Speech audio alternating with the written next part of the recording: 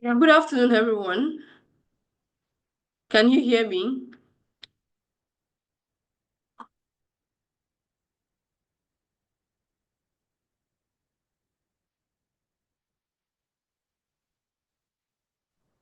I There's not everyone here. There's only one person that is here. Sorry, but you can hear me, right? I can hear you. Okay, Are good. you in Am I what? Are you in Russia? This one you're saying good afternoon, everyone, and there's not everyone here. Maybe it's a different time zone there. Don't mind, but I didn't even check the people that have joined. I didn't know it was just two of us. I know I saw Shay Fumino quite long, and I was still trying to work on my headset, but the headset it seems is an issue. How like you could not hear me. Okay, I hope you can hear me well though. I can hear you well. Okay. I'm also going to attempt to share my screen before the session starts, just to be sure that my network is solid. Okay, please go ahead. Uh,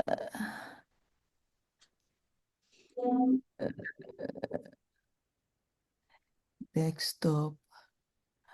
Uh,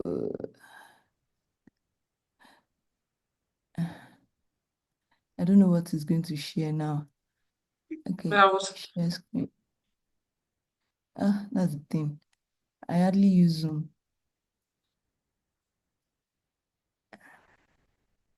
Okay, so I'm going to quit Zoom and reopen it. Thank God I'm attempting this now. okay.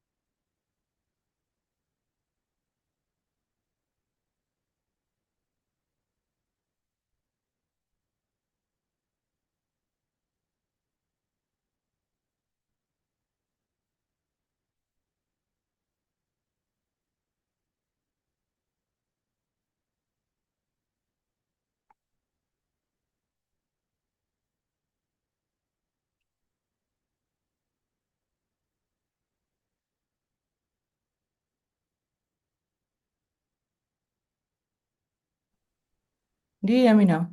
Yeah, I can hear you. So I'm going to attempt to share again. Is this Udemy I'm speaking with? No, it's Victoria. Okay. Hi, Udeme is Victoria. not. How are you, Shay, for me? Udeme is not available today. Yeah, I can see Uh, your screen. my screen a bit. Yes. Okay. Uh, okay. I'll stop sharing then. How are you now, I'm Victoria? fine. I don't know Fine. if I know Victoria. Uh-uh. I know Udemy.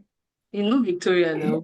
We used to be ESCO in Ayo and Ibirunke and this thing days now. The yearly Same Victoria. Victoria, Victoria. Yes. Yellow Papa Victoria. Oh my Yeah. God. Come on.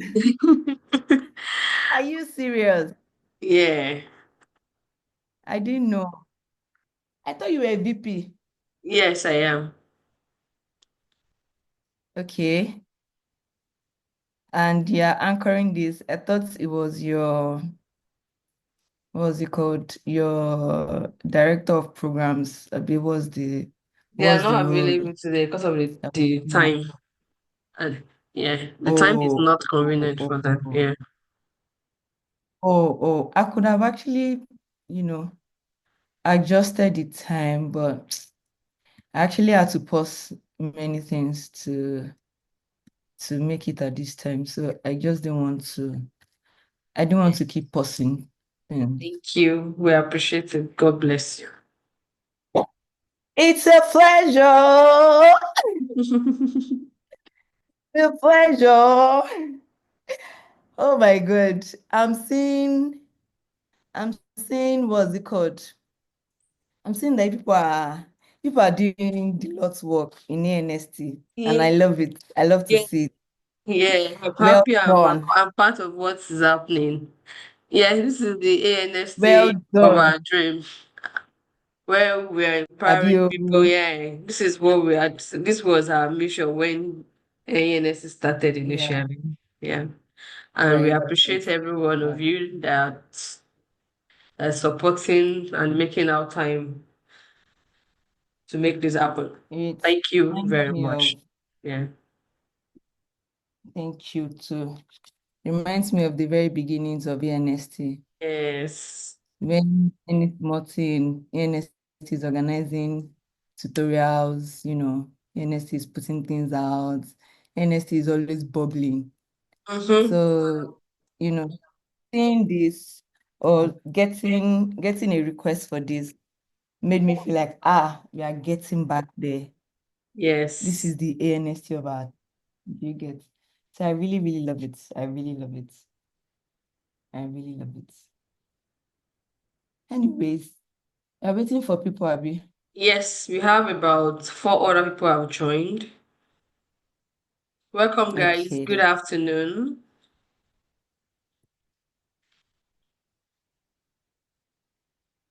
Hi, everybody. Hello, world. I don't know why I'm so excited. I don't know why I'm so excited for this. God, I beg. Hello, people. Please, people should answer me because the moment we get into the stuff, I'm not going to hear, I'm not I'm going to not hear sure they can anything. unmute. Please, can you use the Oh, chat if you okay. can hear us? Yeah, I Okay, can. they Good can mute. afternoon. Okay, Ah, good. say something, drop an emoji. Let me share my video for the meantime. Oh my God. Drop an emoji, say something nice. Uh, I'm trying to give me a moment, guys. I'm trying to log in. Ooh,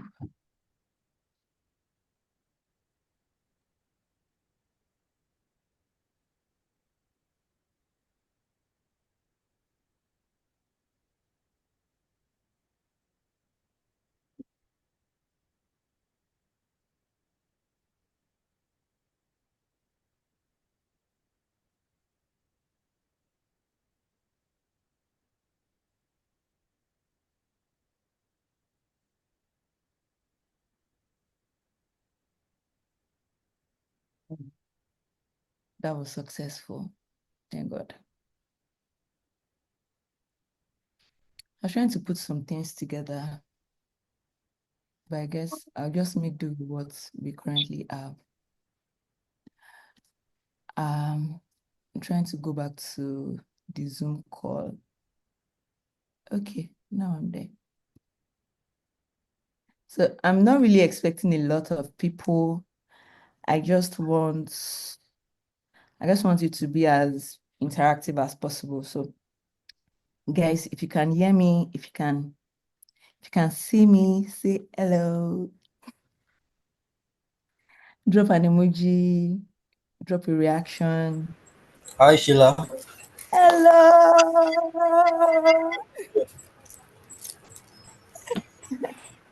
How's it going? How are you? So, how are you doing today?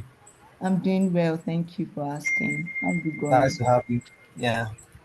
Thank you for having me. Hi, Kende. I know Kende. I should know if Yeah, Shay, Hi.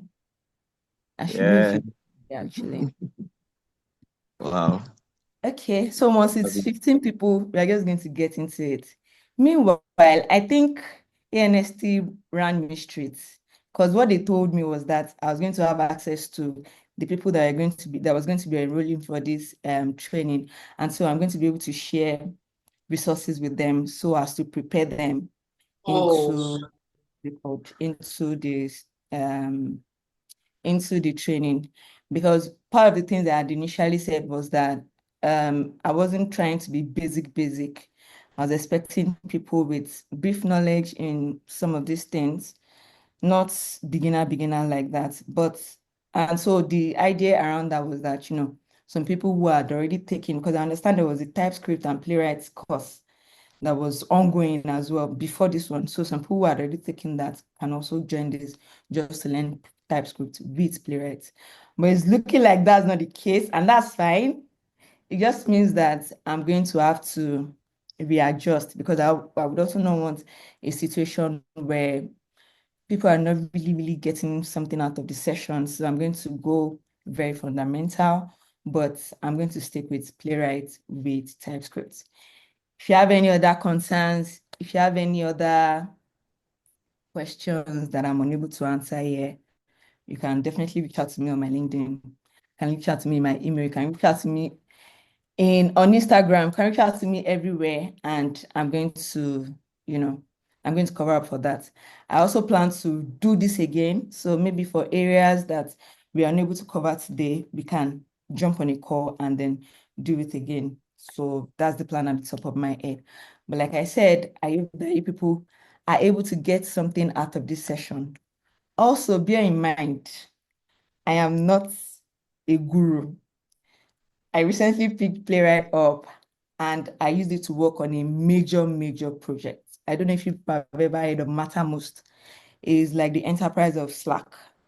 And I was working with them and we used Playwright with TypeScript. And it kind of like corrected some things that I thought I knew just from watching videos and, just from learning online. And that is why I'm actually doing this masterclass because sometimes what you see online is actually a bit different from the real world. So whatever I'm going to be sharing with you today, I'm going to be sharing it based on my experience with a top company in this sense. The company is actually with the range of the likes of Amazon, Airbnb, and those kind of companies, Slack, and those kind of companies. So I'm sharing this knowledge based on what I learned at that time and how we kind of like shape my interest in Playwright with TypeScript. So I really hope that you people are able to grab something out of this. Like I said, for the sake of the change of plan, I'm going to be a bit fundamental. So let's get into it, guys, because this session is supposed to be for just an hour, 30 minutes. Again, I'm not sure I'm going to be able to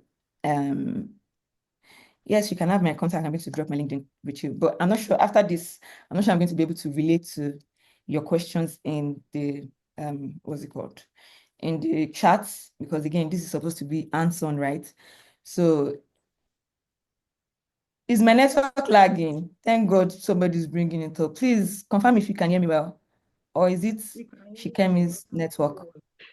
I can hear you well. You can hear me well. Thank I can hear goodness. you. Thank goodness. Thank God. Shikemi is your network. So like I was saying, I may not be able to attend completely to your questions while I'm showing you guys what I want to show you guys. However, can drop it anyway, or you can reach out to me later. So do you guys have any questions with respect to that? There are only 13 people here. I might just wait until we're like 15, and that will be like 10, 15, and then we start. Is that fine? Can you just drop a reaction so that it's not rowdy?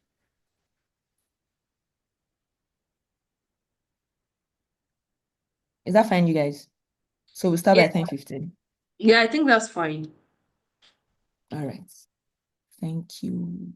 I'll stop sharing my screen now.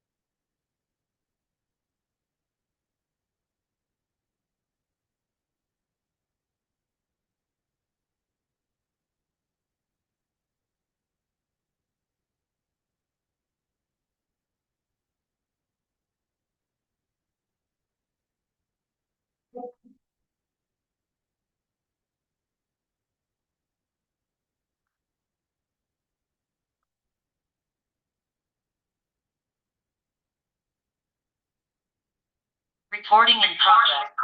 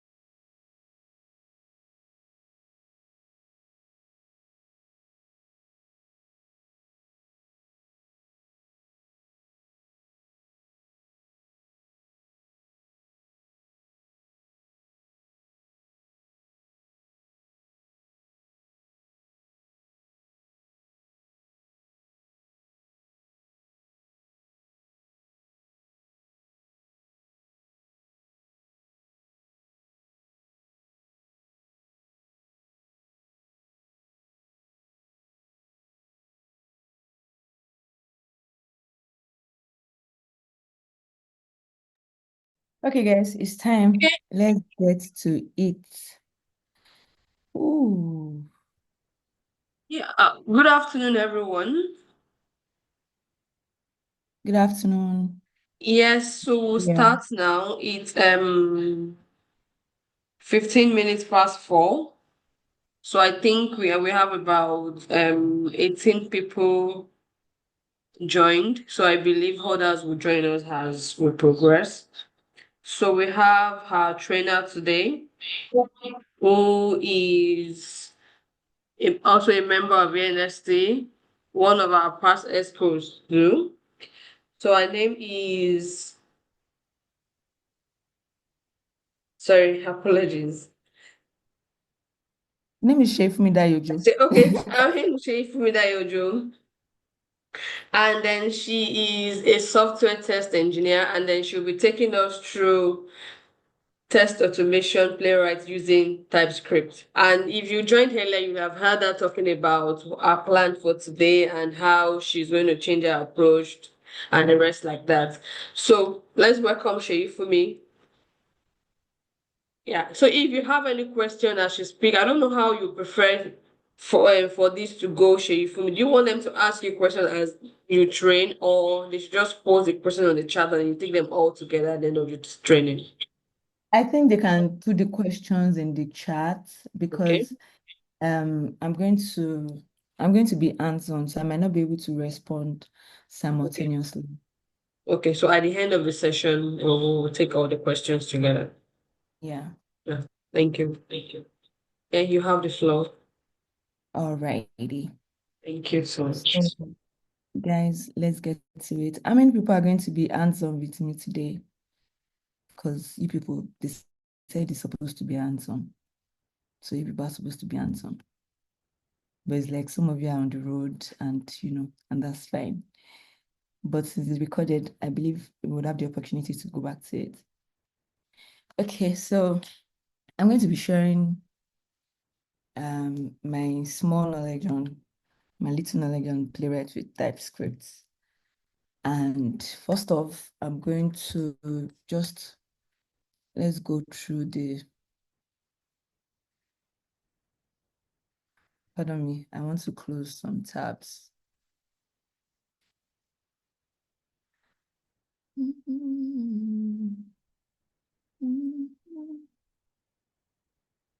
Oh, I think I've closed my Chrome.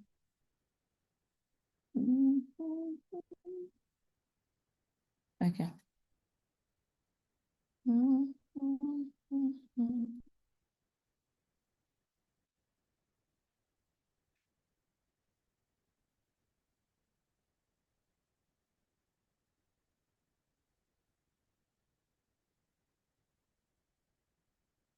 Okay, so I'm going to be sharing my screen again. Yeah, so first off, I'm just going to take us through Playwright.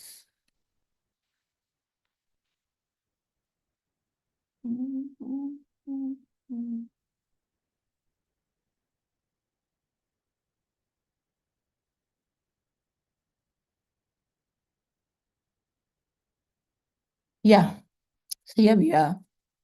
Let's go to the docs. So Playwright is an open source browser automation framework that allows engineers to, test their web applications on Chromium, WebKit. I think WebKit is the browser engine for Safari and Firefox browsers. We are here in the documentation. That's tons of information about what Playwright is about, how it interacts with the web browser, and how you can use it to actually automate your website, or how you can use it to, I can use it for test automation, basically. So one thing I want to, I'll keep talking about other things in Playwright as we go. So first off, in Playwright documentation, the first thing we want to do is we want to install Playwright. We want to see how it works. We want to write tests. We want to debug our tests in case we run into any issues. We want to, we want to set up certain test configurations. We want to, so in the course of this program, we are going to see how to actually set certain configurations. We are also going to see, some of the test configs or some of the config files that comes with Playwright, how they work, what you should know about them. And yeah, it's a couple of things that we are going to be viewing. So somebody asked, what is web automation and why is this such a big deal? Well, as QA engineers, we are working with webs, mobile devices. We are working online. We are working over the internet many times. And for every website you come across contains HTML, CSS, JavaScript, or whatever it was built on. It's therefore important for us to be able to interact with our web pages, our web apps. Is important for us to be able to interact with it. Now, the interaction is very basic, it's very simple. There is no big deal. Interaction simply means you want to click into something.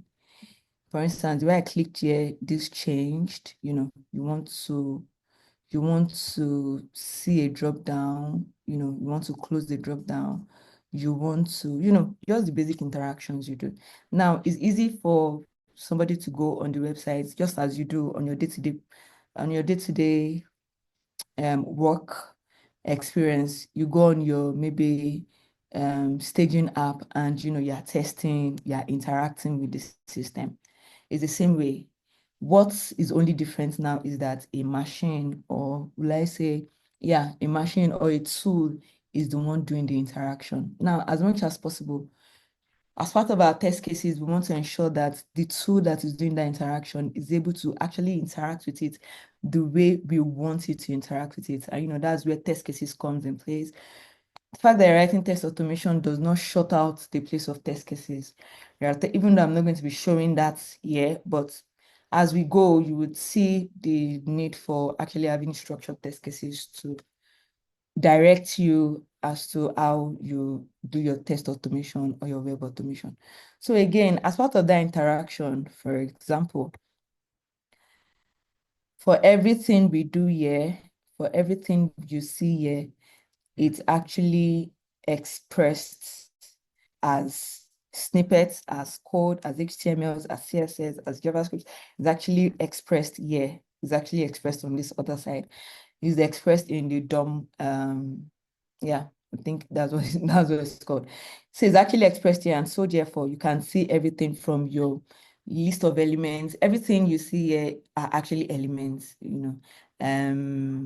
different elements, different namings, different, just a couple of things that actually make up the web page. So again, your interaction here is the same with this place. So when your machine is therefore working, or when your tool is therefore working, what it's basically doing is using your DOM to actually interact with the web page. Is as simple as that.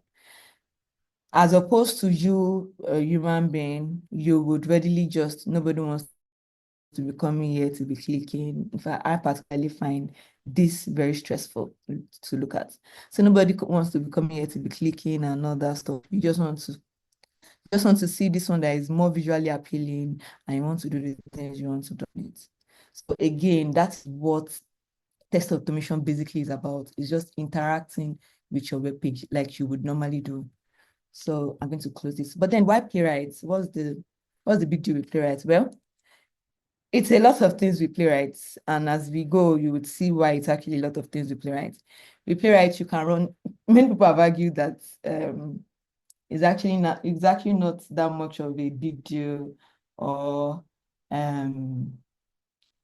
it's because it's a supposed new tool. That is why everybody's talking about it, or that is why it is so. But well, judging from my experience with Playwright so far, Playwright has some benefits. Not only is it simple and straightforward to use, it allows for, say for instance, multiple cross-browser testing.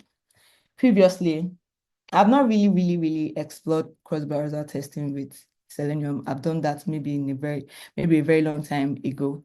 But with Playwright kind of comes with built-in. Let me see where I can actually read the stuff from. Playwright kind of comes with inbuilt web, what's it called now? Am I going to call it web engine, browser engines that allows you to actually run cross-browser tests and all that. So you have Firefox coming with it. You have Chromium coming with it. You have WebKit, which is the browser engine for Safari. So imagine you write one single test, and on the go, you can already execute that single test. In Safari, you can execute it in Firefox, you can execute it in Chromium without having to do any big deal, actually. It's actually not a big deal. As opposed to the traditional, as opposed to maybe the likes of Selenium and all. But again, Selenium is a wonderful tool. Can make difference for it as well. But since we are talking about Playwright it is. So then let's get started. To install Playwright, there are a couple of ways you can just do that. Again, I put this together because, I put this together because I will update it in the course of this session. But I just put something brief together so that everybody is on the same page. And I'll probably share this link. It's a link to my Notion board so that you also, get an insight of what I'm trying to achieve with this training. So we're going to install Playwright. Having installed Playwright, we're going to test that our installation actually works fine. We're also going to be using a sample website. Now, because I had mentioned that, there's been a change in the dynamics of things as opposed to what I was expecting before, this is going to be very basic. So we're just going to be exploring, maybe sign up, maybe sign in. We're just going to be exploring something that basic. But I think the sign up for this website is a bit robust, so I think it should suffice for now. And like I said, we can have this session again where we dig deep, but for now, we're just going to scratch the surface. So we're going to be using this sample website, Parabank. Everybody can also access it, and so you can follow on. Again, I don't know if anybody's actually following on with this hands-on training, but in case you are, I think you're the most important person to ask me any question so that you can always drop your questions and I'll respond to it.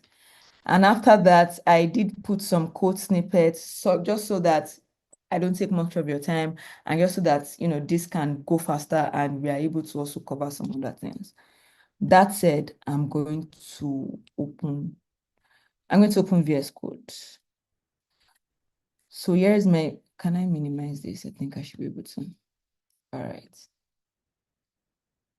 So here's my VS Code. If you've not downloaded Playwright, I think you should. And if you've downloaded, like I said, it's quite straightforward. So an easy way for you to do that is you could create a new folder in your Finder. I'm on Mac. Really don't know how it works on Windows, but you could create a new folder. And from that new folder, you open the folder in your, what's it called, in your terminal. And from your terminal, you can do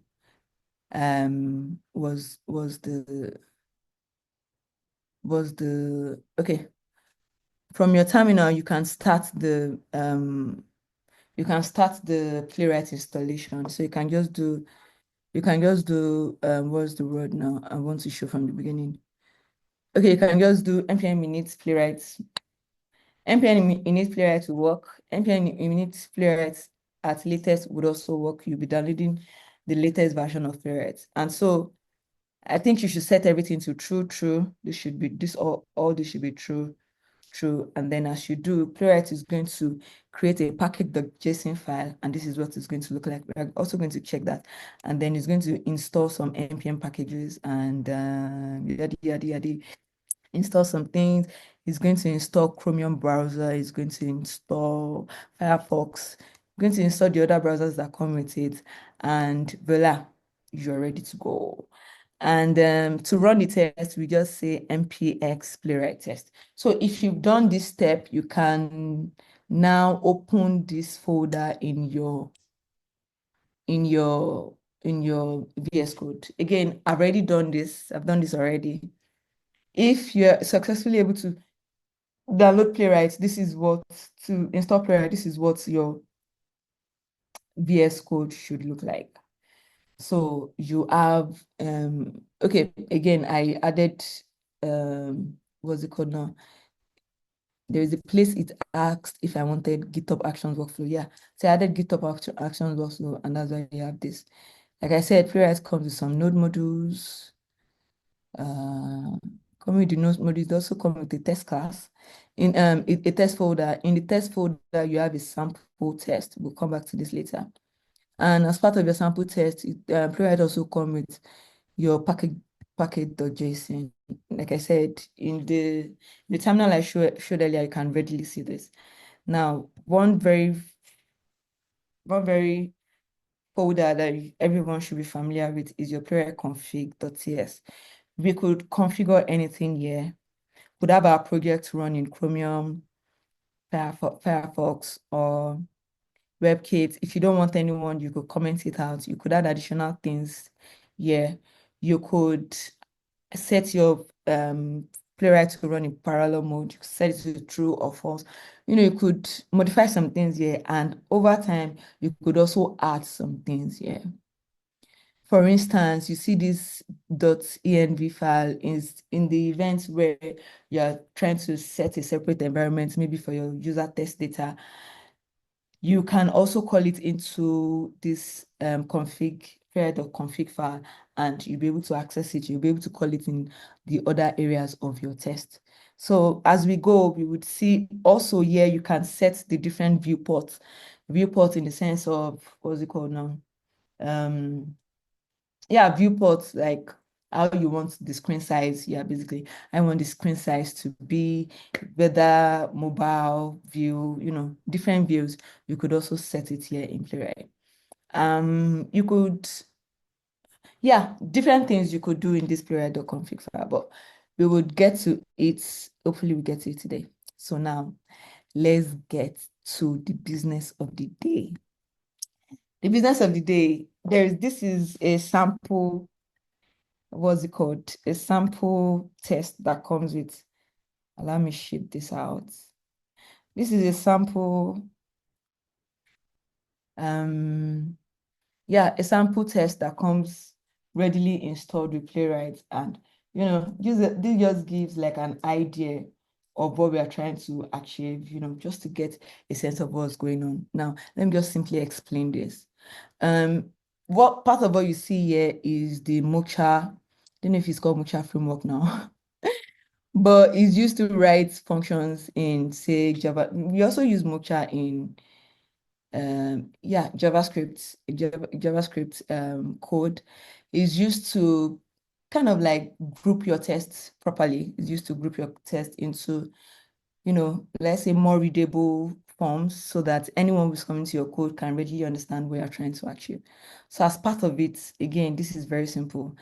The basic thing or the number one thing you're going to do is you want to import certain things from Playwright. You want to import tests because you're going to be having to call test just the way we are calling it here. You also want to import expect because expect is the assertion for Playwright. So you will also want to import expect. That is, if you do something, you want to expect a response. If you do something, you want to expect a response. Now, based on where I worked previously, which was what I was explaining to the initial people that joined the call, it was very important for you to add an assertion to whatever it is you're doing. Even if it's like, it was almost like every line of, what's it called? Every line of, let's say line of code or every element selector, you need to verify it, almost something like that. And the essence is so that your test is not flaky, so that also if for any reason it breaks, you know exactly where your test is breaking from. So in explaining this, what are they trying to achieve? They're trying to test that this web page has a title. They are going to, so they say await. Again, Playwright is a what am I going to, how do I say it? Playwright's APIs, they are asynchronous in nature. So that means that you are going to be using a lot of async and await when you're writing Playwright.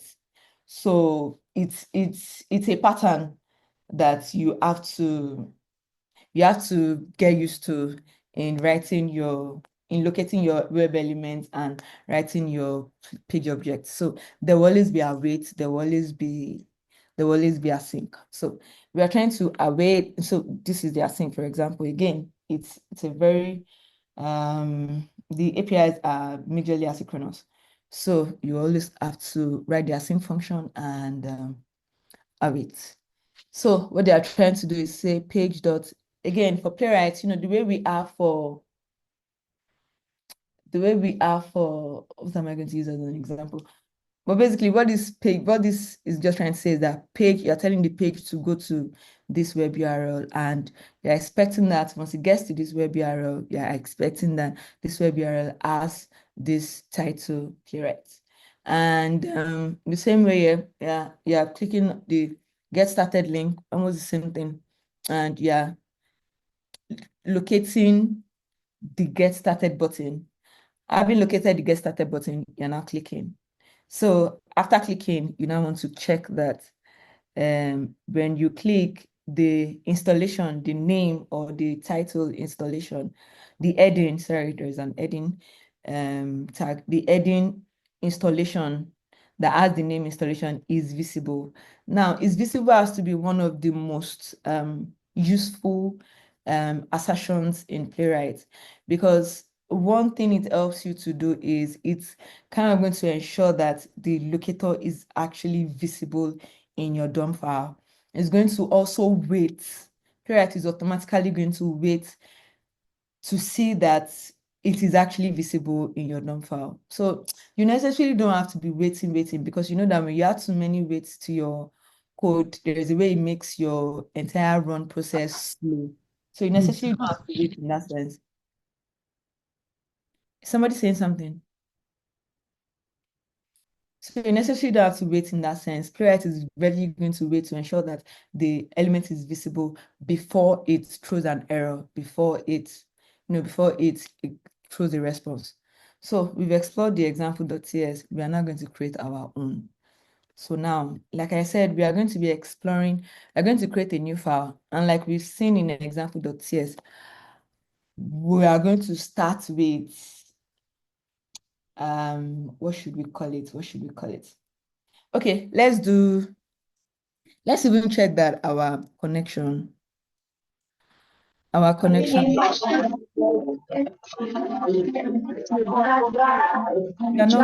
speaking. Can you mute yourself, please? Thank you. So I'm going to create TypeScript file, and we are going to, if you're not speaking, please, can you mute? Okay, I'm going to mute. Okay. All right.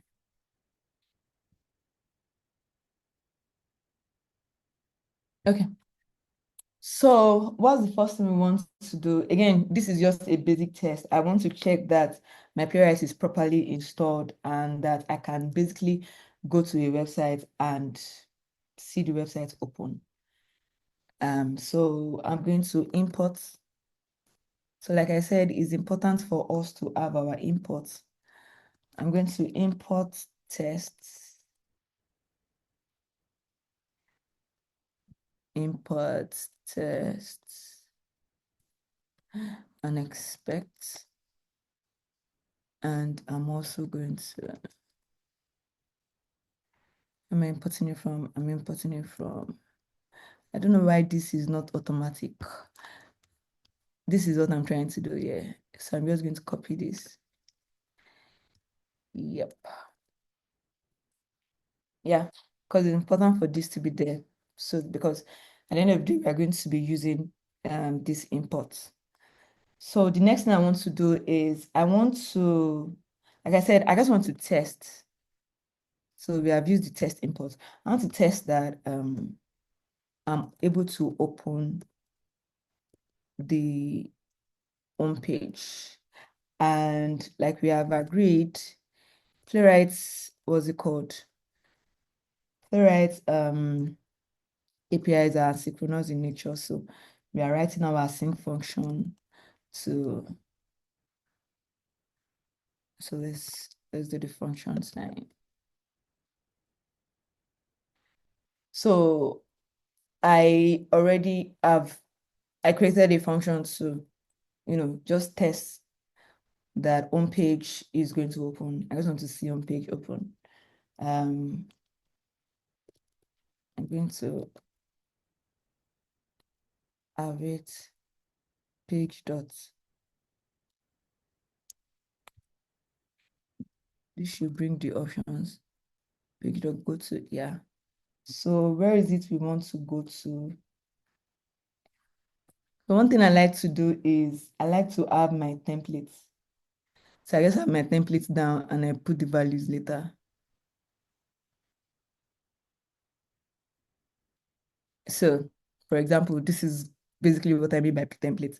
So where do we want to go to? We want to go to the link I shared earlier. We want to go to this sample website. I think I opened it already, this one.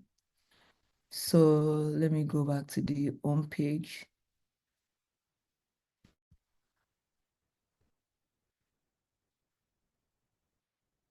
So I just want to check that. I just want to check that I'm able to successfully connect to this. So having seen that, I want to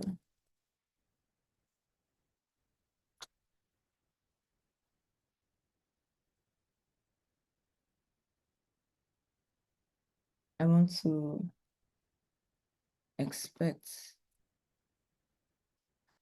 that the page, I know what I'm going to be using is get by text. So again, I'm just going to put a template here. Get by text, and I want it to be visible.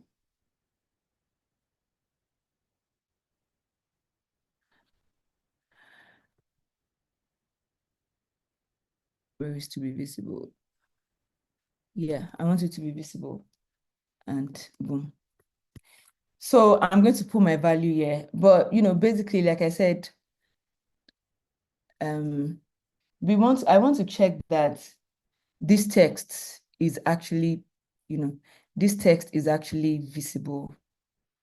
So it would mean that I'm going to try, like I showed earlier, it would mean that I'm going to check for the elements that actually binds or that actually holds this element or hold this is this subheading now or text?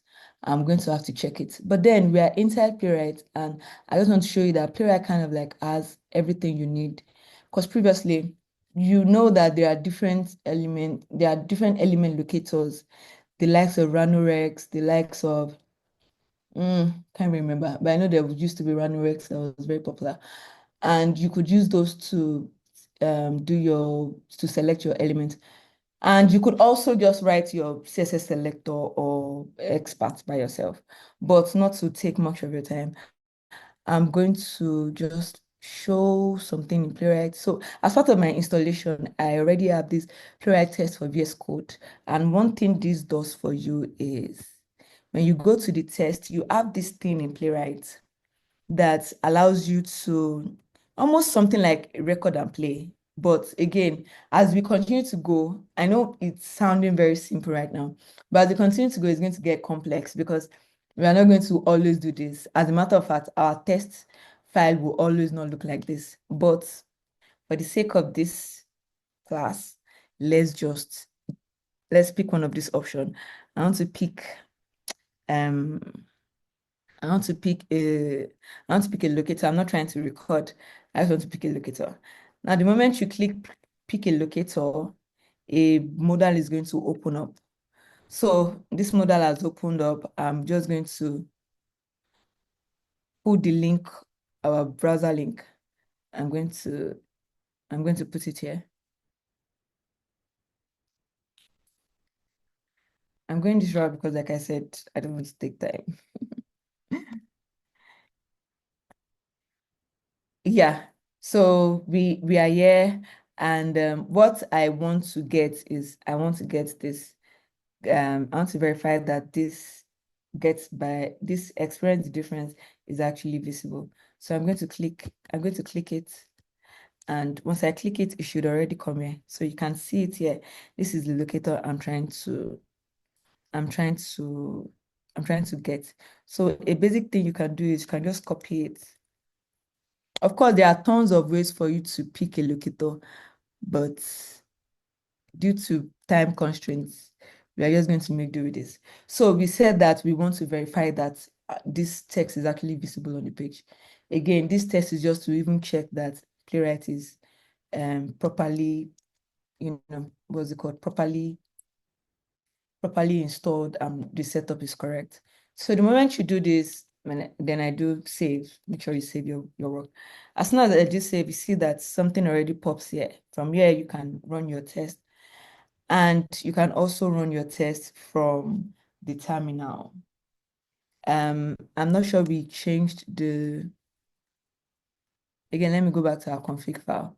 But I think, I'm not sure I've changed it, but I think it should still be npm run playwright run. Sorry, because I think I changed it previously.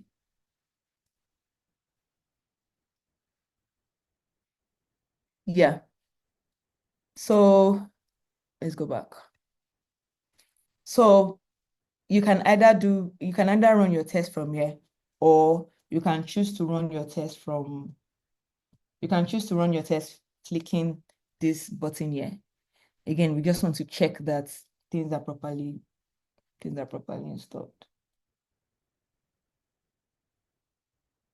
Okay, so yeah, it brought us to this page. It took us to this. I didn't close my browser and it left it like that. So we can tell that at least we can open a web page, right? We can open a web page. You can see that the web page is open and we can validate something on the web page. Now, the next thing we want to do is we want to ensure that we are able to interact. So now the next thing we now want to do is, do a couple of interactions with the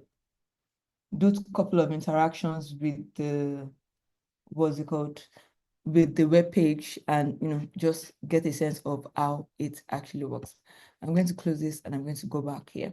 So again, this is just something very, very basic, nothing biggie, but it's just to show that this is actually almost everything you would have to do as you progress. It's not complex. This is almost everything you have to do as you progress.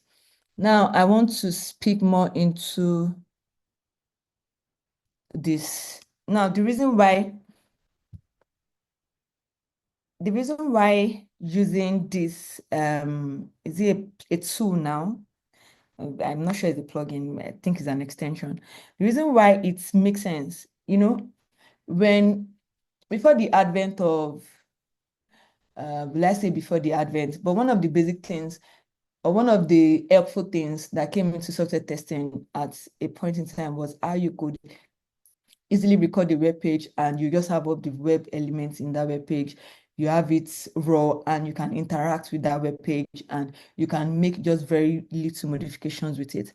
I remember the likes of Catalan Studio that year, and I was constantly using Catalan Studio because I just felt like it was just the easiest at the time. Of course, there are other tools that I've been able to build on top of that and that are awesome. Now, sometimes when you're working on very, very complex projects, trust me, you really don't have that leisure of time to be writing locators from scratch. It's important for you to have that skill. You should be able to create basic experts locators. You should be able to write an expert. You should be able to write CSS, and all that. But sometimes when you're working with very, very complex projects, I wish I could show you guys one of the projects I'm working on. Really, sometimes you do not have, especially because sometimes as is also the time you have to actually automate is actually less too, because somehow everybody has this idea of after all this automation, you really don't need that much time because people see the end in that automation is fast, but they don't remember that creating that framework in itself is actually difficult, and that's what takes the most time.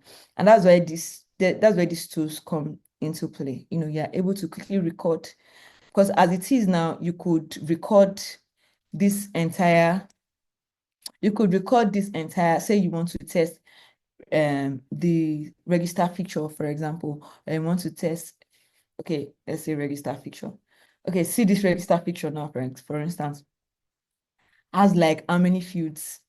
I don't even know, maybe like 8 fields on register alone, and you have to be writing the selectors one after the other. It can be really, really draining. Or maybe the forgot login. This one, what's the karamo for? This is like 6. It's too, this system looks like it's bulky because of the many, many fields and many, many interactions that you have to deal with or whatnot. So sometimes you could be working on projects that require you to do, to do many things in a short while. And that's where this sorry, that was work. And that's where this part of Playwright, this tool actually comes into place. So it's a tool integration with VS Code and what's it called now? And Playwright itself. Again, it's very, very handy. I'm not going to be doing a lot of element selector, but I hope you get the sense behind selecting an element or picking a locator on a web page. That said, let's do something else. We already confirmed that our test works fine. Let's just do something else. I'm going to go back to our folder, and I think I'm just going to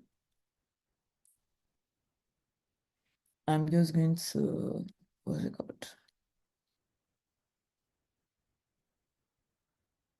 We'll create a new file and let's explore the registers. Let's explore the register feature. Again, this is very basic. Pardon me.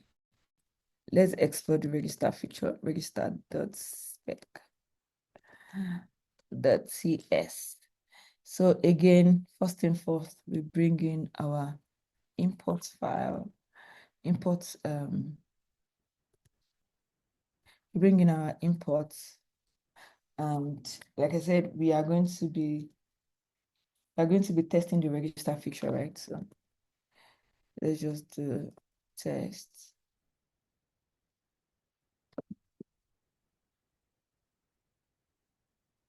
So we want to register a user.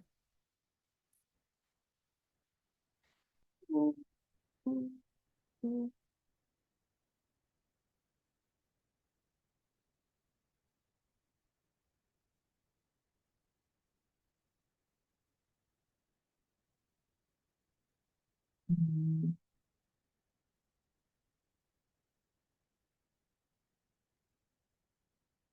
I wish there was somebody doing this with me so that if I, if for any reason there is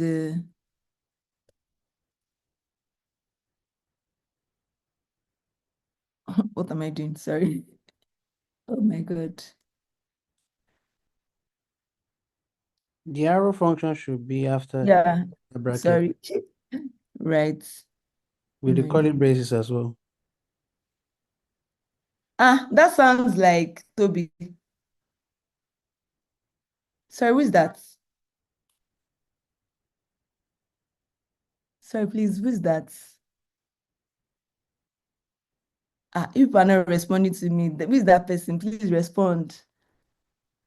I'm not going to continue if you don't respond. You're not responding. What are you doing? Sorry, please, let me just do this again. So we want to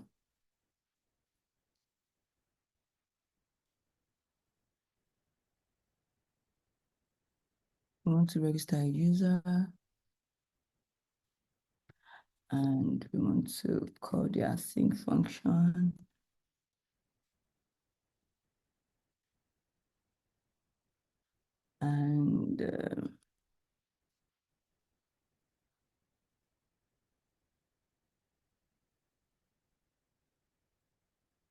And sorry, I'm such a sluggish. I'm such a sluggish. I'm such a sluggish type in this sense. So the first thing we want to do again, I'm just going to bring this back.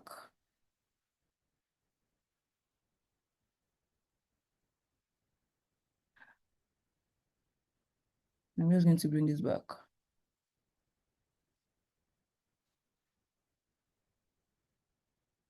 Yeah. So having done this, we want to register. So please allow me, I'm just going to write it. I might be silent for a while. You can just follow. Okay. Instead of me writing it, why not we just explore? Why don't we just explore this tool then? Again, it's nothing big.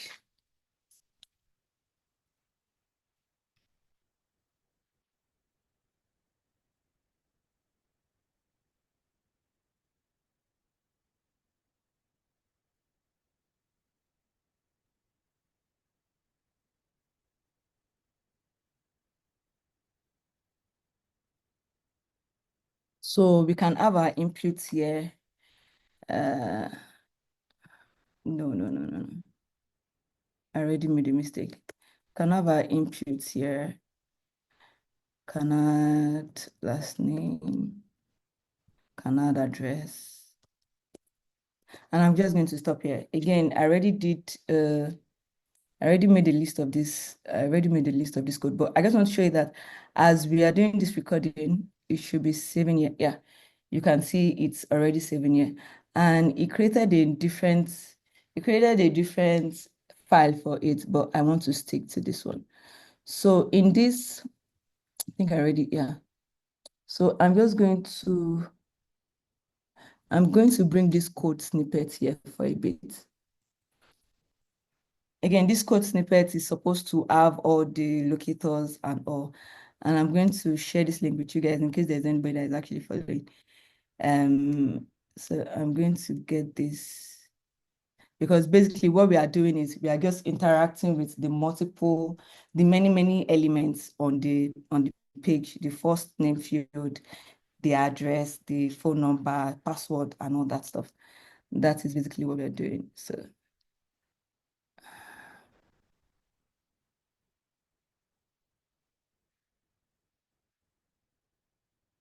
just give me a moment.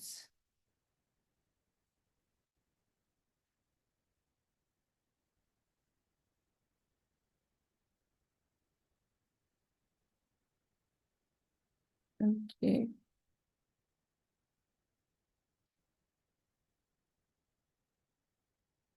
I'm going to create another one.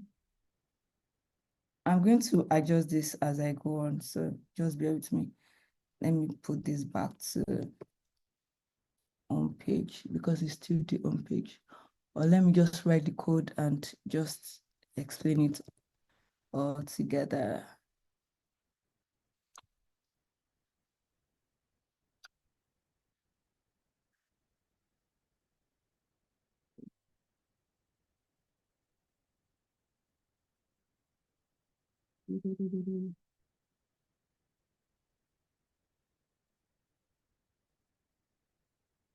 Register user, and that is supposed to have. I'm actually quite weary too.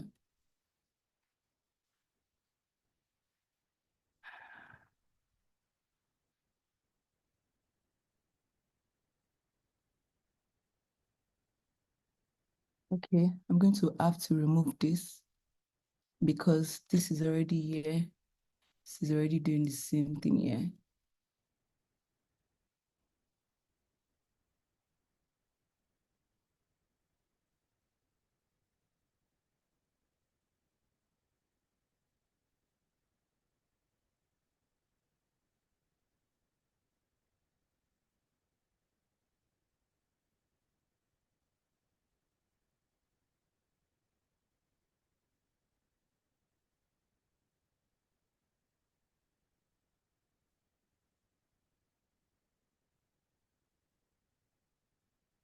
So I should be able to click into.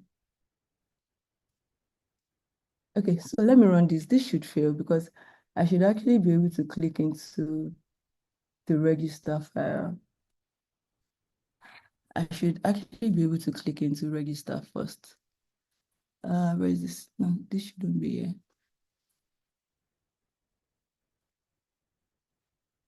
So like I said, I write the code and I would explain it and we'll correct these things together. So I should, once after landing on the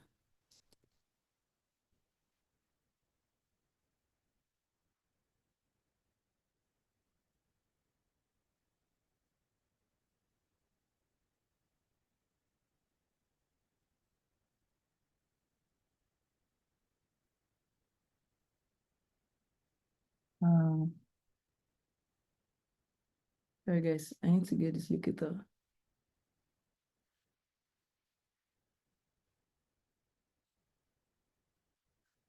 Let me just type it in.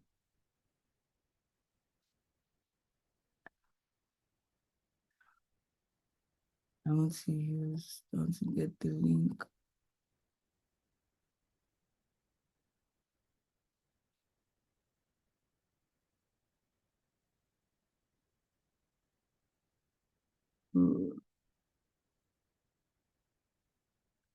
I picked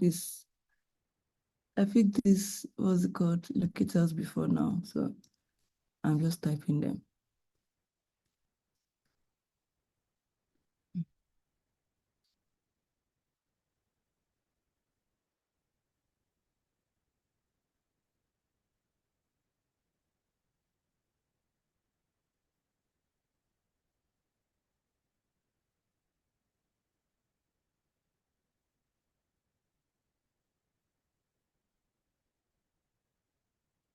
So I say that once you open this web page and we're sure we're here, I want to click the register button. Again, let me see the,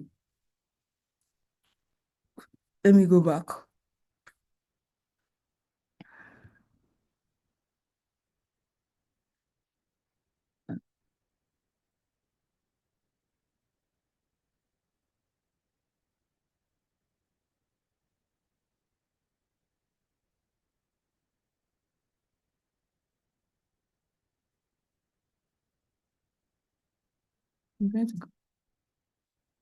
I'm just gonna copy this.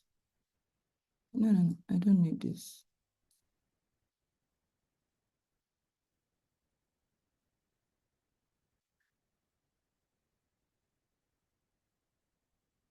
Oh, it was even creating things here. No. We don't need this.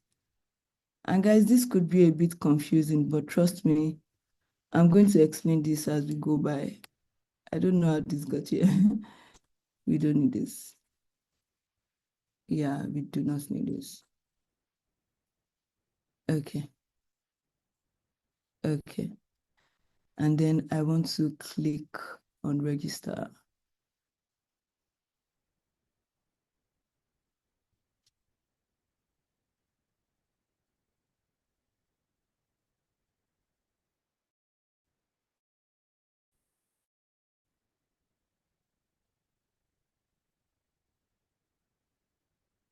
As soon as I'm done with,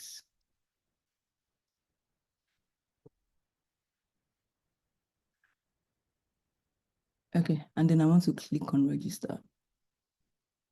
So when I click on register, I want to validate this. I want to validate that this is actually present because it's actually a different, I call it a different web page. What's going on? Why is this thing still loading? I need to stop. Sorry, I need to stop this. I need to close this browser. So apparently, all the clicks I'm doing, it is still responding to it. So I've closed it. It should stop now. Okay. I was wondering, how is it getting there? So guys, that's one thing. If you are no longer using it, just close it. Otherwise, it's going to complicate your test. All right, so I want to check that after opening the web page and clicking register, I want to just check that this, I want to check that, what's that thing, signing up made easy is actually present in the DOM. So what I can do is to say,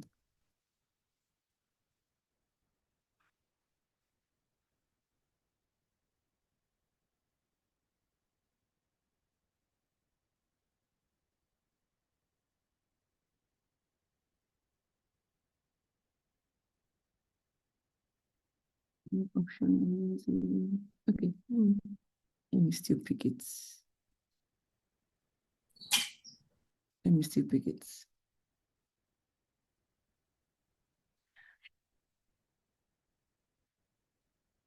I wish I had put all these elements somewhere so that I don't have to go back and forth.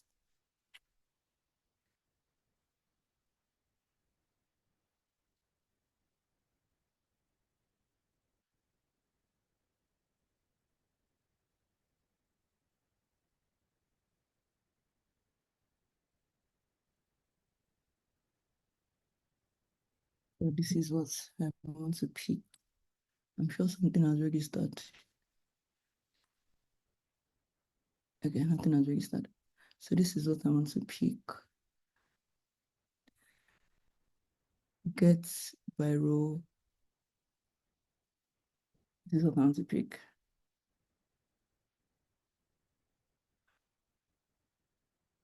And it's easier. So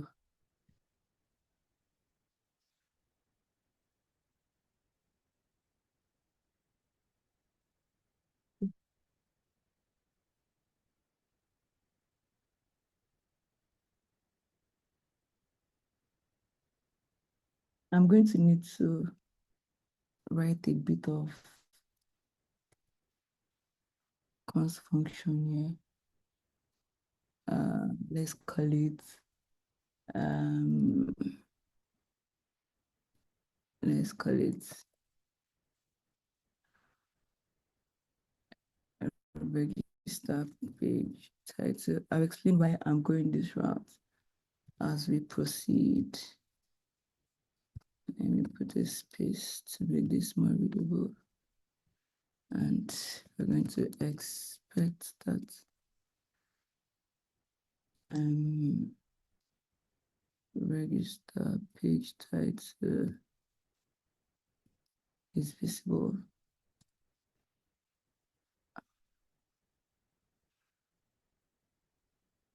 To be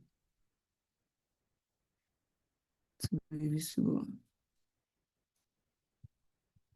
Let me see, is this gonna work? So we open a web page. Let me just add a comment so that it's not confusing.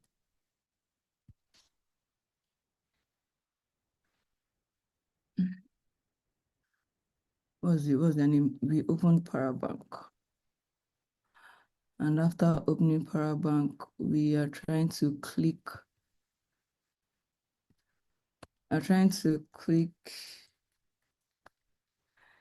What's it called? Click the register option. And this is the register button that we clicked here. And having done that, we are trying to select. I feel like some of these elements will fail because I've done this in a while. I'm trying to select.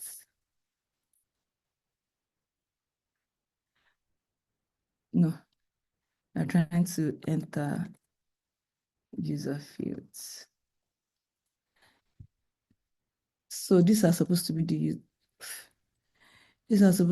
user fields. I'm going to let me demarcate this a bit. I'm still going to adjust this because there's a lot of repetition going on here. We'll get there.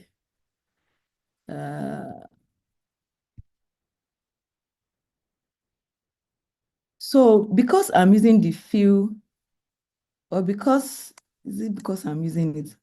Or because this selector uses the fill locator, I might not be needing all these click options before them. So what is basically doing is just trying to repeat what I did. So you click the field and then you enter your input. That's why you have this click. But I don't think I'm going to be needing it.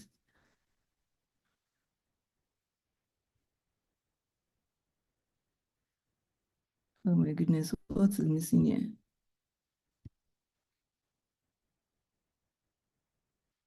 This is the part I hate. What is missing? What is missing?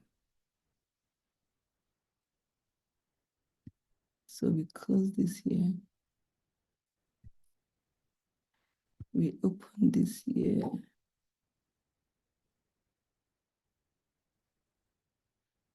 Okay. All right. Okay, I'm trying to avoid syntax error. I think that's worse for me. So okay. I don't know if this is going to work, but I pray it works. So I already saved, and you can see that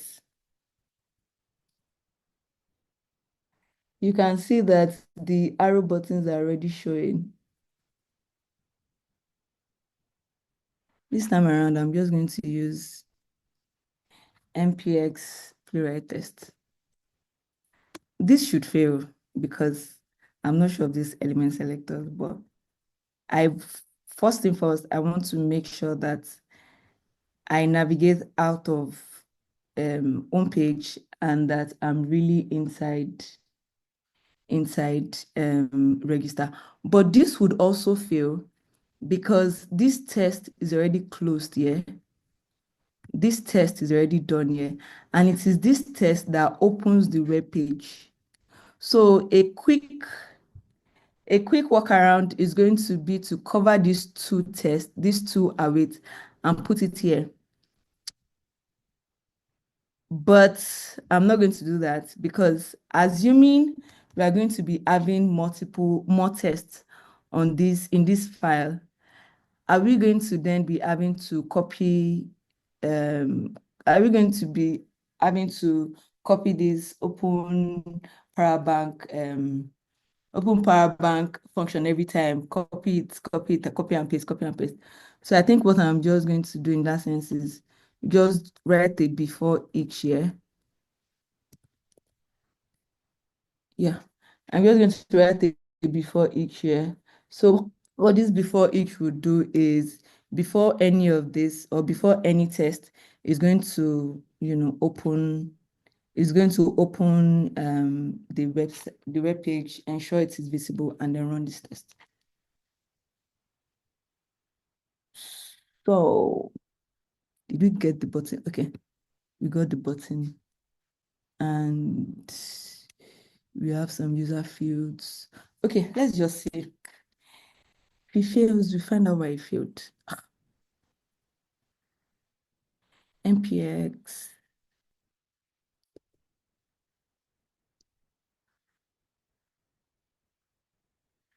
Playwright test. So this should also open Playwright in multiple browsers.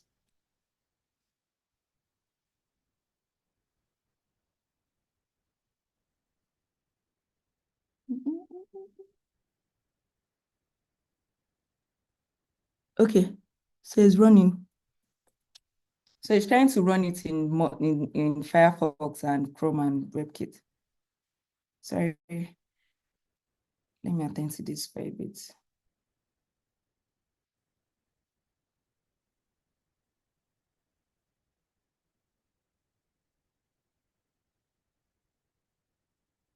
Ah, oh my God, you guys are sending me back. Okay, Vicky, I got your message. Let me see if anyone dropped the message. Sorry guys, as I was saying that I need some, please, how do I go back to my Zoom? All right. Okay.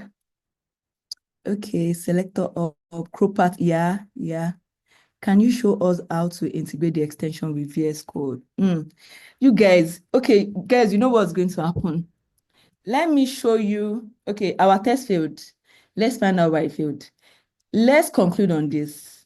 Like I said, I'm trying to go very, very basic. Let's conclude on this and then I'll address some of the things that are not clear.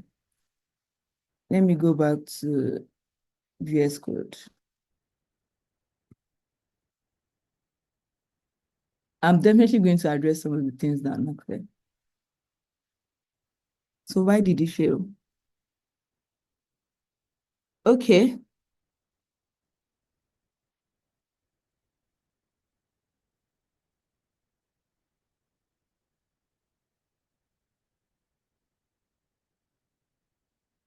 Okay, so I was waiting for get row.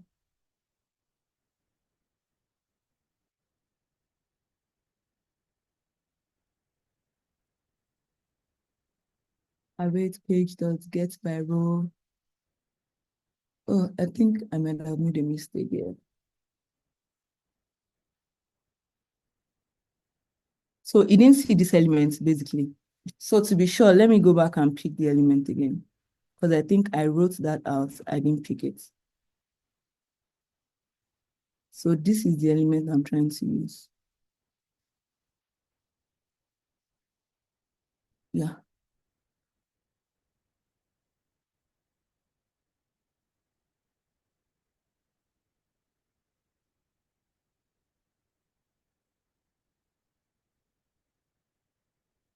Yeah. So this is the element I'm trying to use. So let me just rerun this.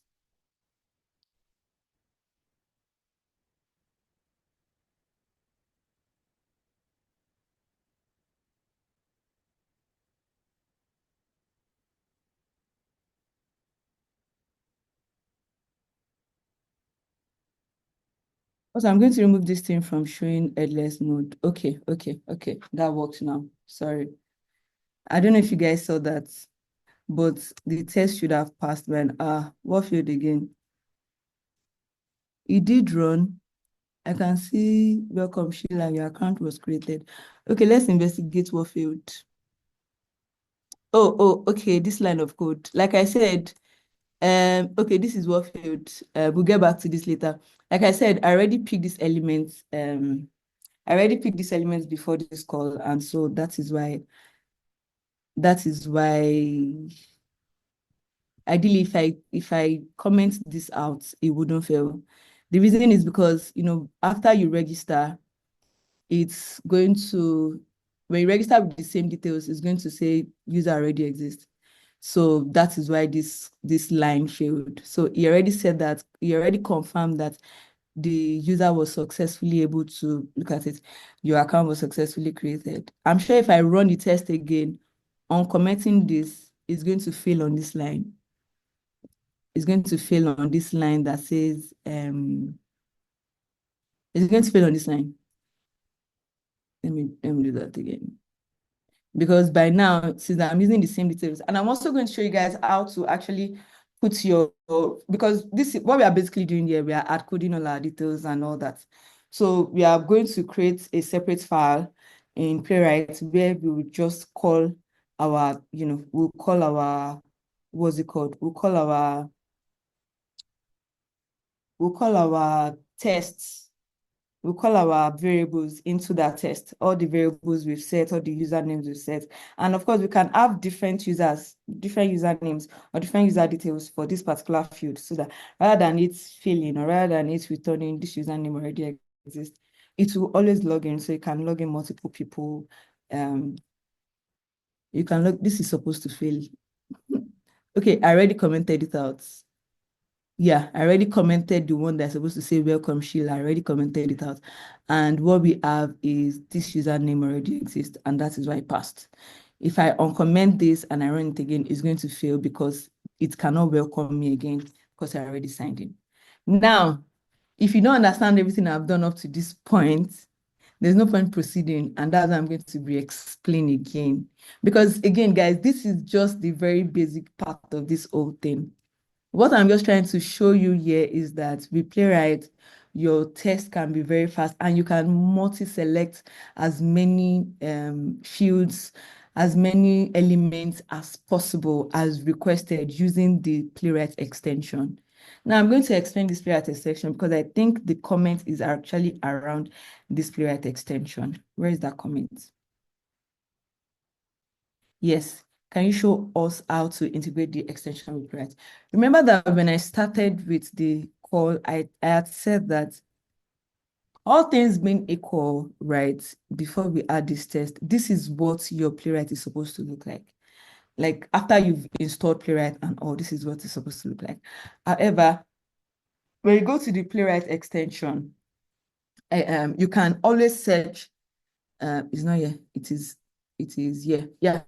When you go to the Playwright extensions, you can always search, all these fields will come up if you are using VS Code with Playwright. You can always search Playwright with VS Code extension, this particular extension. Everything I've been trying to do, picking a selector, showing a trace. If I also want to see what field exactly how we failed, I can also use it with this selector.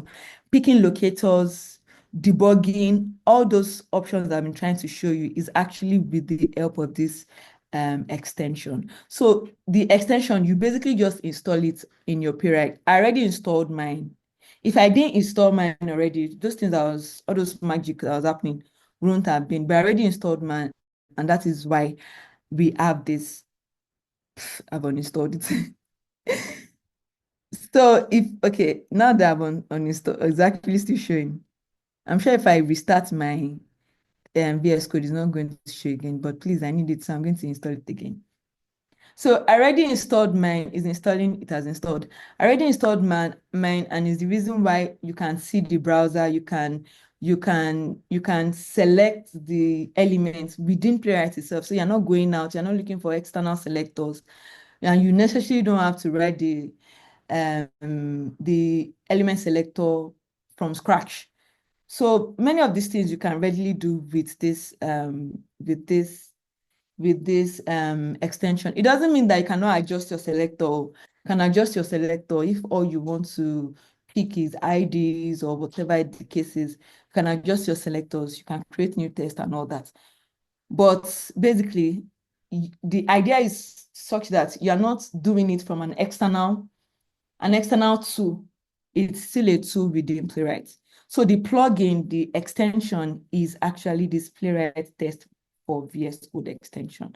And that's what I'm using for everything. And like I said, the reason why I'm using for everything is just because it's going to save us time and it's going to help us move further. Guys, we have not gone anywhere. Please, can I continue now? Please, guys, can I continue? Even if it's just one last thing I'm able to show you, and then we can reconvene at some other time and we, do this again. By then, please, I'm going to implore everybody that's going to be in this call to please do it along with me. Like I said, I'm not an expert. we are all learning, right? I'm not a guru. We're all learning, but I feel like there are things I can share based on what I have done before, which I think is going to be helpful for everybody. Because part of the things I also want to show to you guys is I want to show you how to create external data files and call it into your data. Yeah, and call it into your test file. And most importantly, I want to show you how to actually write a solid framework with Playwright and TypeScript that's going to be using page object models. So, you're properly structuring your page object, you're separating it from your test.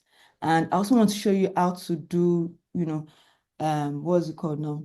How to re-authenticate, like consistently log in. Like, that even if you are interacting with the system, for every time you want to interact with the system, you have to always log in. There's a way you can save your login state such that every time your test automation wants to run, you don't have to consistently log in. I don't know if you are going to get there today.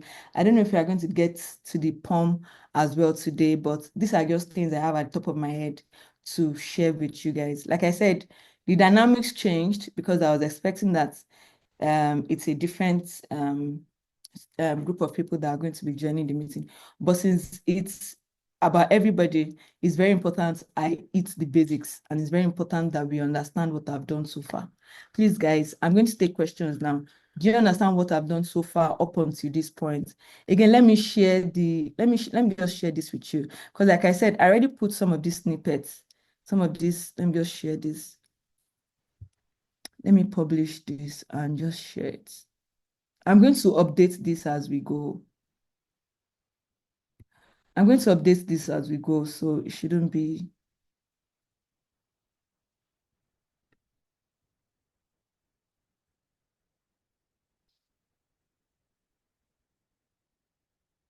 All right.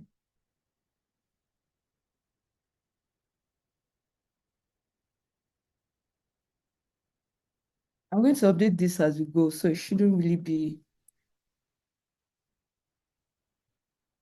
Has it published? Yeah, I think it has published. I'm going to drop a link on this to this place. Guys, please, I can take questions now. We would do I think I should actually show you guys. Is it time? It's almost time actually. I think I should actually show you guys how to, what's going to be the word now? How to maybe create a JSON file where you put, so that rather than add coding, because this is a very bad practice, you should never add code your data. I was going to do something, I've forgotten. What was I going to do? Okay, I was going to share that. I was going to share that link. So this is the link to my Notion. You can access is, how do I say it now?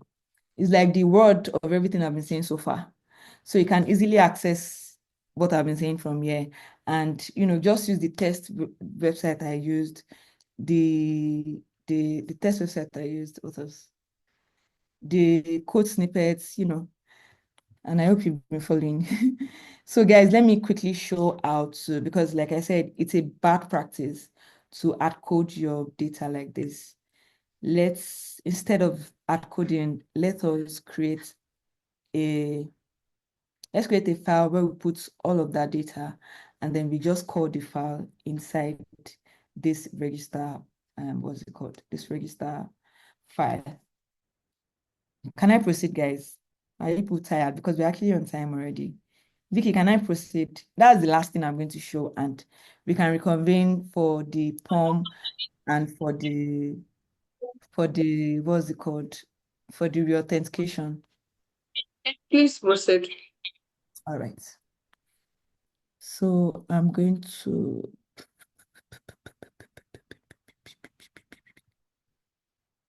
okay, so we are going to create a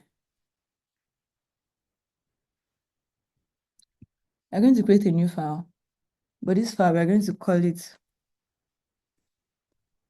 user data.json file.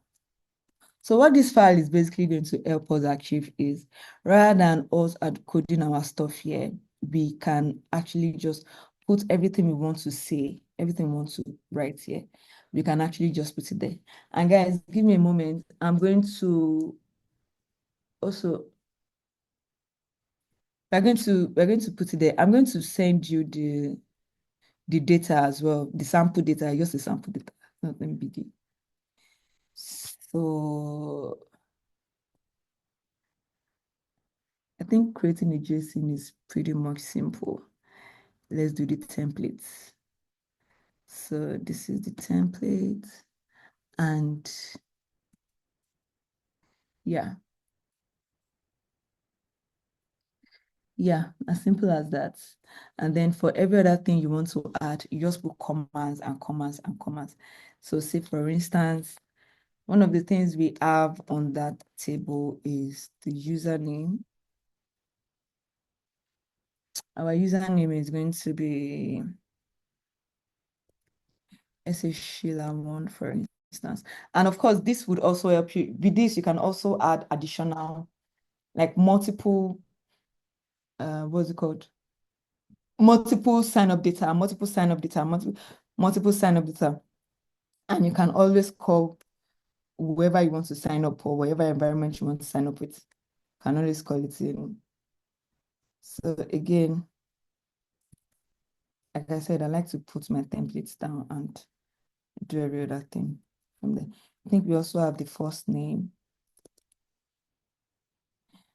And the first name is going to be Sherifumi. And like that, like that, like that. So I'm going to get a test data that we are going to use, and I'm just going to show you.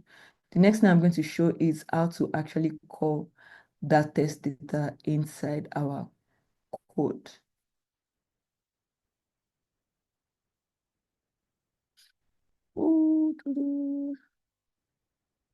Okay, so for instance, this is a place we have hard coded, for example. Since our folder is user data, we can say something like, this is going to throw an error, but I'm going to correct it and I'm going to explain what happened. So we can say something like user data dot, I think this is first name. Have I even created first name on that list? First. So again, it's advisable for you to, it's going to throw errors. It should be how you put it here, first name. So you don't write first name, small letter F and small letter N, and then you come here and write capital N. It's going to throw you syntax error. Now this is throwing an error, and the reason why this is throwing an error is because since we are calling this, let me save this first. Let me just save this. Since we are calling this user data, we are calling user data into this our register file, it is important for us to identify it or for us to call it properly. And that's why this is throwing error. It's basically saying that it cannot find any variable user data. So what we are going to do in that sense is try to create something so that it's going to be able to find the directory with which we saved the directory of user data. There's a JSON pass function that I'm just going to use, and that should help us solve this issue. And I'm also going to use, based on that JSON pass function, I'm also going to import something, I think is ASFS, because we need, let me just show it. Let me show it. So user data, we've called user data, but we don't have a variable for it. So let's create a variable for user data.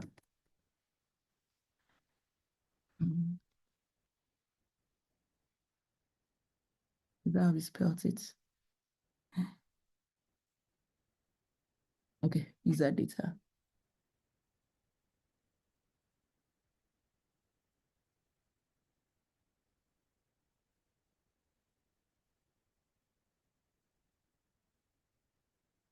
I think this should have come on its own.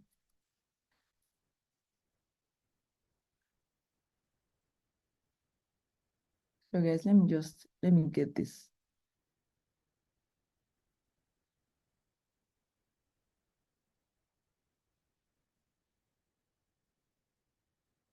Because I don't want to make mistake. I'm just going to explain how this got there.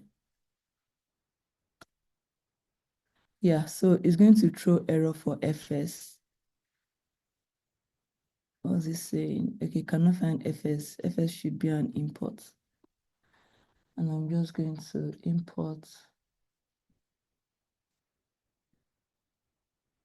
I'm just going to import FS from, sorry. So I could just share this.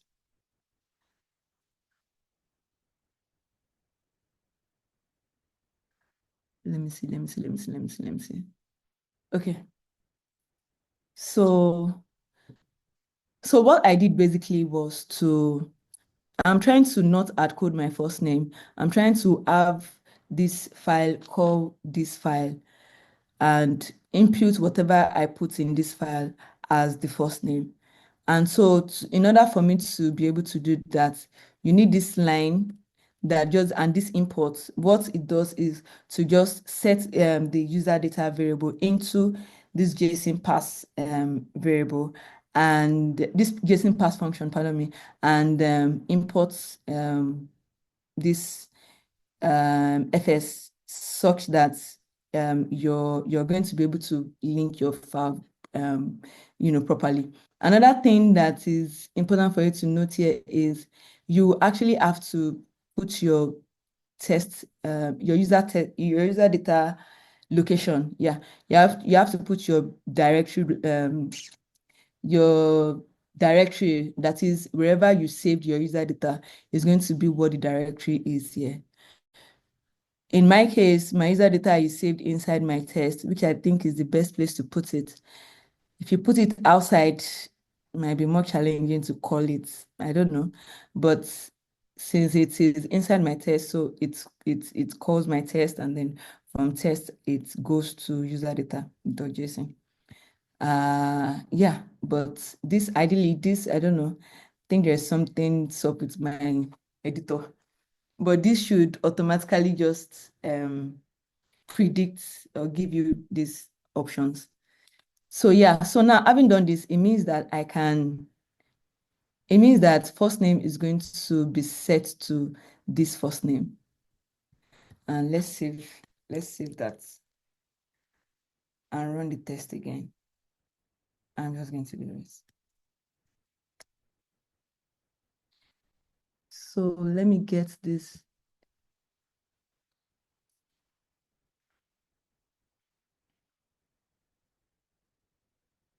What field? Yeah, the username already exists. How is it now saying to be visible? This username already exists. Shouldn't that be the case? Oh, it went through again. Okay, the name we put in for the first username, for the first time we ran the test, is different from this name. So I guess that's why. But the username is the same thing. So I guess that's why it's trying this error again. Again, back to the initial stuff. I was going to say something. Okay, this is the sample test data that I used. Let me put it here so that everybody has access to it.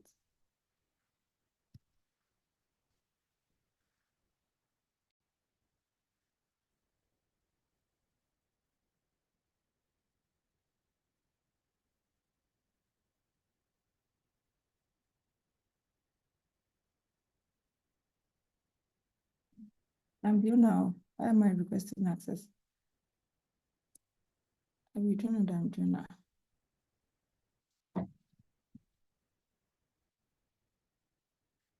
Oh, where is it?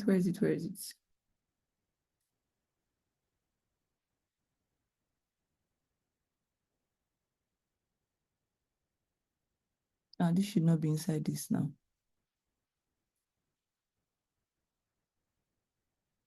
So I just want to put the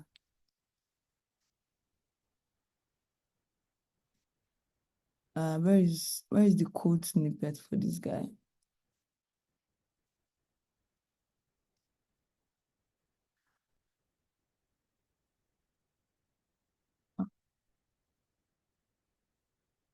Please, if anybody sees it, please call my attention to it. Okay, this is it. Why is this asking me for access? Are you serious?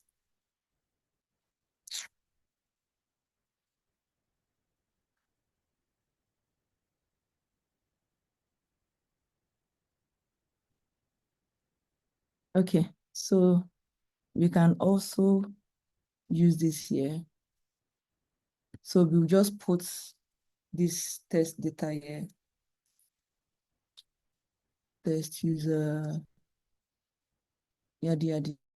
So that means that if this test data is going to be here, that means we need to correct these options. We need to correct all these options that we have here. So rather than have, I can just copy.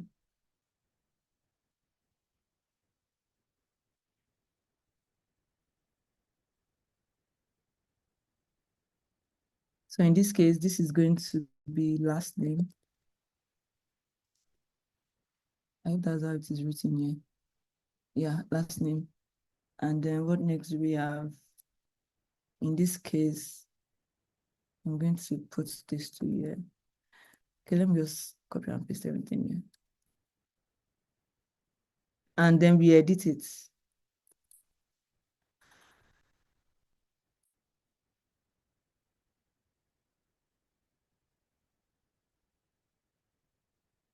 So this way, unless somebody has access to your what's it called now?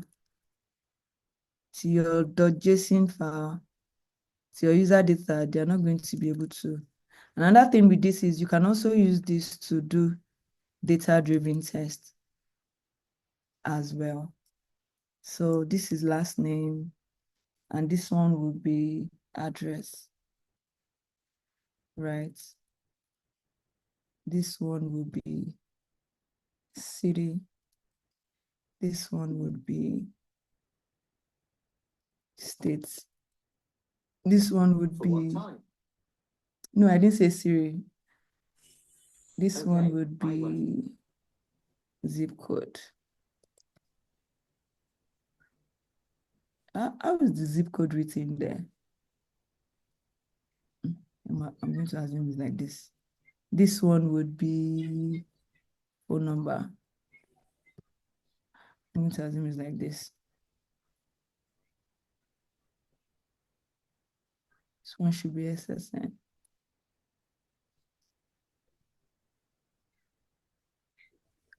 Sorry guys, I took longer than expected. And this is password. And this is password.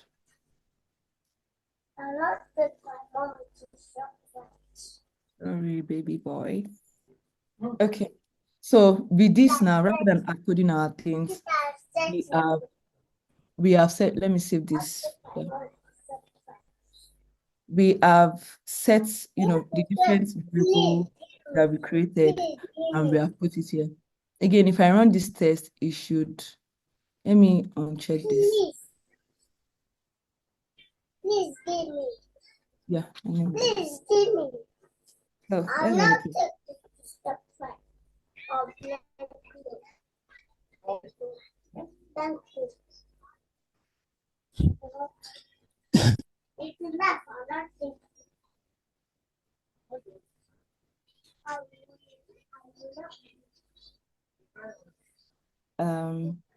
It's not going to sign me up because maybe I've used that username before. I'm going to edit it in my case.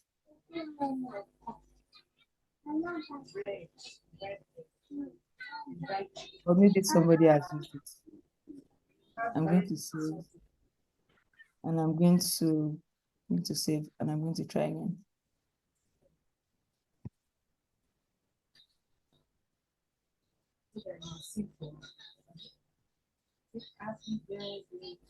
Okay. What are you waiting for? Because it has already logged, it has already signed the user up. What is this thing with? What are you waiting for? What do you want to error? Anyways, I think this thing is going to fail because I don't know why it's still waiting. But I hope you get, yeah. Why did you fail? So my mom beat me. Let me see that. No. No. My mom beat me. Yeah, it shouldn't be a dot click. It should be an expect. You can do that, you left and you went to play. Expect it to be visible. It Come on, shouldn't be guy. a dot click. Yeah, I guess that's why it's failing because what is validating is this heading, welcome Sheila, and it's not a button. Sorry. So it's saying well again, this is the issue with hard coding. So it's saying well, it's trying to look for Sheila, and Sheila is not the name of the Sheila is not the username that what's it called, that signed up now. So that's part of the issues with hard coding. So that's why it's better for us to, create folders for our test and, call it into, create folders for our data and then call it into our test. So guys, I don't know if you guys have any question, but I think we are past time and all my other ideas, I think we can run it. I think we can run them if we have another session together. I do plan to explain this, I do plan to explain this more on my Instagram, but if I'm unable to do that, I appreciate the ANST avenue as well. Maybe they can organize something else and they will really step into writing solid framework with TypeScript and again, the reason why I went all this route was so that everybody gets comfortable. And I'm going to mute this person. I'm going to mute you. It's so that everybody gets comfortable. Is this the person? I think it's the person.